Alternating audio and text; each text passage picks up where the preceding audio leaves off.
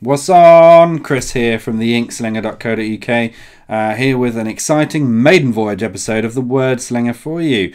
I got 3 stories that I'm going to talk about today. They all have a theme. It's all about the comic books today here on the Word Slinger. Those 3 stories are, first of all, breaking news. Marvel Entertainment getting Spider-Man back into the family. We've got a possible lifeline for NBC's Constantine, and an opinion piece, comic book reboots. What? First of all, of course, the big news that has broken just today, really, is that Sony Entertainment and Marvel Studios have finally reached a deal to bring Spider-Man into the Marvel Cinematic Universe. I cannot say how excited I am to finally hear this. It's been brewing for probably a number of months, I suppose. There have been reports here, reports there, about somebody making a deal, somebody trying to make a deal. Suddenly a news story will break that there was a deal going to be on the cards and suddenly it's fallen over. Somebody was talking at one point about Spider-Man was supposed to be in the upcoming Captain America Civil War film, and it's all just been quiet for a little while, but suddenly today we finally hear that Sony Entertainment and Marvel Studios have signed on the dotted line. Spider-Man will become a part of the mainstream Marvel Cinematic Universe. Of course, these original Spider-Man films by Sam Raimi were the ones that pretty much started this trend of superhero movies that perhaps were being a little bit drowned in at the moment. I mean, the X-Men did technically come first, but I think it was really the Spider-Man, or the original Spider-Man movie, that sent people going to the cinema and really got people thinking about these films. And actually, that was the film that got me into comic books in the first place, which I think is why I'm feeling so passionate about this story. Of course, down the line we had Spider-Man 2, which was just the best. Spider-Man 3, which I'm going to go out on a limb and say I actually kind of liked it, with the exception of the emo Peter Parker that nobody liked. And then, of course, you had the reboot that just offended everyone who ever liked those films and the memory of Uncle Ben, The Amazing Spider-Man, with Andrew Garfield, who I'm sure everyone thought he was wonderful. I just thought he was just so dreadful. He's kind of like not quite on a Shia LaBeouf ruining most films that he's in, dreadful, but fairly dreadful. And then, of course, The Amazing Spider-Man 2, which is just the biggest waste of my 2 hours of my life. It wasn't even 2 hours, 2.5 hours of my life ever. Just dreadful films. The great news, of course, about Spider-Man coming into the mainstream Marvel continuity is that those 2 massive mistakes are going to be erased from continuity. Kind of feel a little bit sorry for Andrew Garfield, but at the same time, I don't, because he was so bad. So that is superb news, and of course what it really means, the information or the thing that's going to have all of the geeks and nerds really stoked up about this, is that it means that eventually we're probably going to see Spider-Man in the Avengers. Will we see him in Civil War? There has been a little bit of a rumour that if they were able to broker a deal, we might just see a little cameo. That would be cool. But if you've read the actual Civil War comics, Spider-Man played a huge role in those. And I think a cameo would kind of spoil that a little bit. So what will probably happen is Spider-Man will have his own movie. I think that's slated for 2017. Marvel has pushed back 4 of their films. They've pushed back Thor Ragnarok. They've pushed back the Black Panther. They've pushed back Ms. Marvel. And they've pushed back the Inhumans, to bring a Spider-Man film into the fold. Hopefully a soft reboot, I think they call it. I think the last thing anyone wants to see is another normal schoolboy teenager bitten by a spider, discovering his powers, falling in love with whichever one of Peter Parker's romances they choose to bring in. I don't think anyone wants to see that at all. Hopefully, so a soft reboot where we can just come in a little bit like the Incredible Hulk with Ed Norton, of course, where we already had an established backstory. They just kind of didn't really talk about it all that much. So on to my next story, and this has been doing the rounds on the internet for kind of the last 48 hours or so, and this is about NBC's Constantine, which is I personally just thought it showed so much promise. I'm a fan of the original Hellblazer comics from the DC's Vertigo imprint. Some of you might only know the character Constantine from the DC's New 52 reboot, where he takes place in the Justice League Dark. And of course, in his own solo series, Constantine, the character did actually play a fairly major role in DC's big Forever Evil, in the Blight sub-story. So, you know, the characters really, the DC are really playing him up. And obviously, they have put a lot of their characters onto the TV slate over the last year. I suppose there's Arrow, which has been around for a few years now. That's just been renewed for a 4th season. You got The Flash, which by all accounts has just received huge ratings. You've got Gotham, which seems to have garnered mixed opinions, although has received a very early season renewal. You've of course got iZombie coming up. I think that's premiering in the next couple of months or so. And then you had Constantine, a program that just had so much promise. You may remember the film with Keanu Reeves, which was, funnily enough, another film that as soon as Shia LaBeouf turns up, the whole rest of the tone of the film goes down. I'm not saying it's all his fault, because you know, the fairly appalling story, the fact that it didn't really stick to the Constantine canon that much, all of that's going to be factors, but Shia LaBeouf probably didn't help.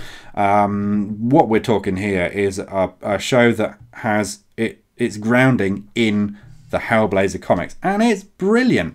You got Matt Ryan playing the lead, playing the showrunner John Constantine, doing a really good job of it. Apart from the fact that he's sounds like a Mancunian, even though he's supposed to be a Liverpudlian, and in fact tells other people within the program that he's from Liverpool. I'm sure those of you who are not so familiar with the eclectic nature of British accents won't be so concerned about that. I kind of just let it go as well, because it kind of works.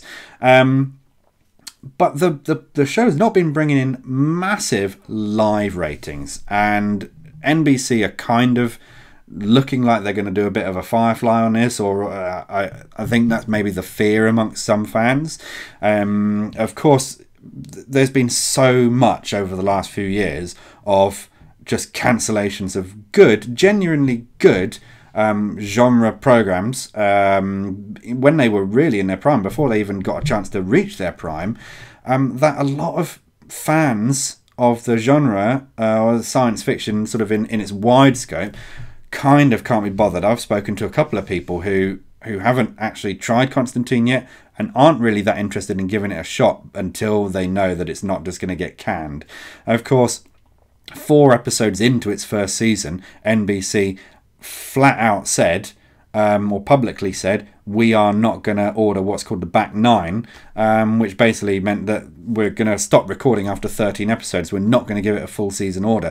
Now, immediately the ratings started to drop off, and that's because people just think, well, I can't be bothered then. So NBC are just kind of ruining this for everyone. But actually, when Constantine is on, the fan base sort of just whips into a frenzy. And actually, very soon after that back 9 order was cancelled, a hashtag started doing the rounds, hashtag Save Constantine. Now, NBC execs have actually said on the record that they thought that was premature, and yet they are still not talking about renewing this program. That said, within the last 48 hours or so, there have been some rumours doing the rounds that NBC are considering moving Constantine over to the Sci-Fi channel, or Sci-Fi as it's called now, and rebranding it from Constantine to Hellblazer. That's fine. I can deal with that, as long as they keep the same cast, which I believe they would plan to do, keep the same production team, which I believe they would plan to do. I suppose it would be fairly similar to the soft rebranding of Enterprise to Star Trek Enterprise, when the theory was that people weren't watching that because they didn't know it was a Star Trek program. I don't know. But anyway, the important news here is that there's a bit of life left in this yet. And I really hope so, because it's been a really great series so far, and I would be pretty gutted if it didn't go beyond that first season.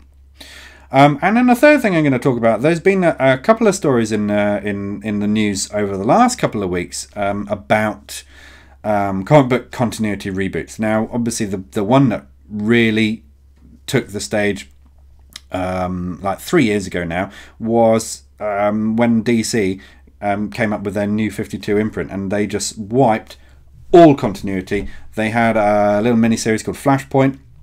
They cancelled all of their books. They had the Flashpoint mini-series, and every single one of their books had a tie into that, where all continuity was different. And then about 5 months after Flashpoint started, they wiped all of that continuity away again as well, and just came up with a brand new New 52 universe. Now, a lot of the old fans of DC hate the New 52, and there's a lot of hatred for New 52 out there on the net.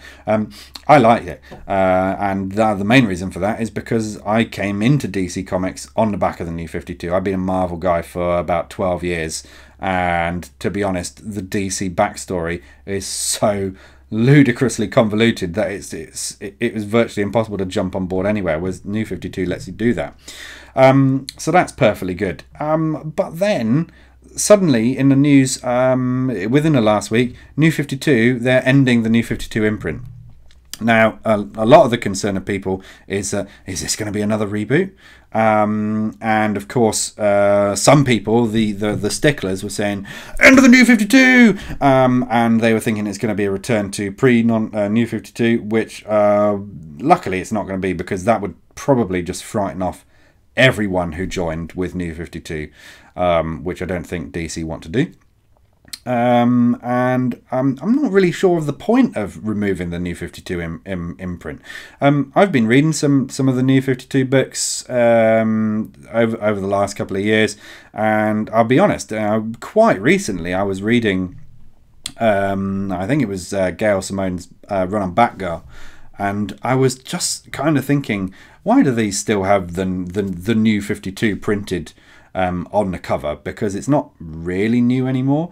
But now the DC have turned around and said we're removing the New 52, I kind of think, why are you going to do that? I don't really see the point. Is it going to be a soft reboot? Not sure. They've cancelled a lot of their books, and I think they're bringing a number of Green Lantern books down from 4, I think, down to 2, for example. They're bringing a number of books related to Batman and the Batman family, I think up to almost a dozen, which seems a little bit strange. They're doing a little bit of careful renaming, like the Justice League Dark, which I mentioned earlier, is being renamed into Dark Universe, which of course is the theorized title of the Guillermo del Toro movie based on a Justice League Dark. So that's probably in preparation for that. They're bringing out a solo Cyborg book, which I am told is the first time this has happened. If anyone wants to correct me, please do. And that's probably because Cyborg is getting his own film, and is obviously going to be in the Justice League movie that's coming up. So they're playing around a little bit with their imprint, but it does appear to be a little bit of a soft reboot, if not maybe that much of a reboot. And then of course you've got Marvel, staunch Marvel, who have never ever played with their continuity ever, because DC, of course, New 52 is not the first time they've done this. I think they've done it 4 or 5 times, several crises, followed by Flashpoint. Marvel's always maintained this strict continuity, and they've always said we don't need to do that. And then suddenly they make the announcement a couple of weeks ago that their upcoming event comic, Secret Wars, which is the teaser's been doing the rounds for months and months and months, and everyone's been thinking, well, I guess we don't really know what to think, but it's been revealed that actually you've got the standard Marvel universe, you've got the Marvel Ultimate Universe, and they're basically going, here's these 2 universes, and they are turning it into some horribly scarred sort of shadow of its paler self, and they're replacing the planet Earth with something called Battle World, which they've got an interactive map on their website, and perhaps I'll even put it up there so that we can have a look at it, but it just doesn't look that good. And in fact, according to the Battle World interactive map, you're going to have various different areas on the map around the world which represent different bits out of Marvel's history. So, for example, there's going to be a part where the House of M is still going. There's going to be a bit where Days of Future Past is still going. You've got a bit where Civil War, guess what, is still going. What is really the point of this? The only thing I can possibly think of is that this is going to be used to somehow bring back Wolverine, who only died about 6 months ago or so. So there we have it. Comic book reboots, like continuity reboots, really. Why? Reboots in movies is kind of one thing, I guess. Although the term reboot has only really come about itself in the last couple of years, because it was always just a remake. But in comic books, resetting all continuity, how would you like it if somebody came along and just said that all of the novels that you'd read in a particular area, like somebody said, all right, okay, so you like all of the Sherlock Holmes novels, brilliant, but I'm going to write a book that says none of them actually happened. I have a feeling the literary community would not enjoy that, and I don't think that the comic book community should really still be putting up with this. Anyway, so one last little thing. I want to have a little segment at the end of these shows. What am I reading at the moment? So at the moment I'm reading the volume 3 of the Uncanny X-Men. This comes out of the Avengers vs. X-Men AVX, which was now, I guess, a couple of years ago as well.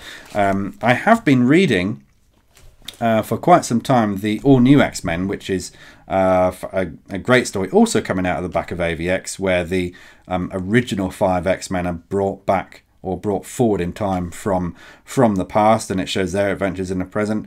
The Uncanny X-Men kind of is a parallel story talking about Cyclops and his band of renegade mutants going about, and it's proven to be a good story so far. I'm on volume 1. Looks like it's going to be worth a bit more of a read. So there's that. Anyway, that is quite enough from me. I'm taking up a lot of your bandwidth tonight. So I'm going to leave you there. And if you enjoy this, please do go along to www.theinkslinger.co.uk. You can see me on Twitter at Lord_Chancellor. And hopefully I'll see you on YouTube for some more videos. Laters.